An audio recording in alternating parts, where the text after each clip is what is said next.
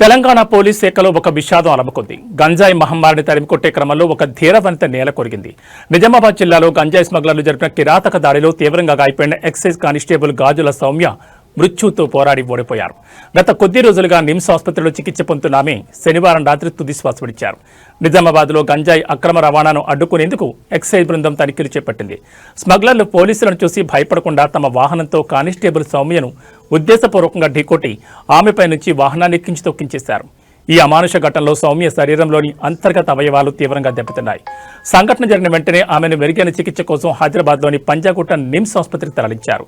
వైద్యులు అత్యుత్తమ చికిత్స అందించినప్పటికీ పరిస్థితి విషమించడంతో ఆమె ప్రాణాలు కాపాడలేకపోయారు. సౌమ్య మృతిపై సర్వత్రా నిరసనలు, సంతాపం వ్యక్తమవుతున్నాయి. గంజాయి స్మగ్లర్ తెగింపు ఏ స్థాయికి చేరిందో ఈ ఘటన నిరూపిస్తోంది. ఒక మహిళా అధికారిని కూడా చూడకుండా వాహనంతో తొక్కించడంపై ప్రజలు ఆగ్రహం వ్యక్తం చేస్తున్నారు. నిందితులకు అత్యంత కఠినమైన శిక్ష పడాలని, సౌమ్య కుటుంబాన్ని ప్రభుత్వం ఆదుకోవాలని సహచర సిబ్బంది కోరుతున్నారు. గంజాయి రహిత సమాజం కోసం తన ప్రాణాలనే పణంగా పెట్టిన సౌమ్య త్యాగం వృధా పోకూడదు. అక్రమ రవాణా చేసే వారి పట్ల ప్రభుత్వం మరింత కఠినంగా వ్యవహరించాల్సిన సమయం ఆసన్నమైంది. సౌమ్య ఆత్మకు శాంతి చేకూరాలని మనమంతా కోరుకుందాం.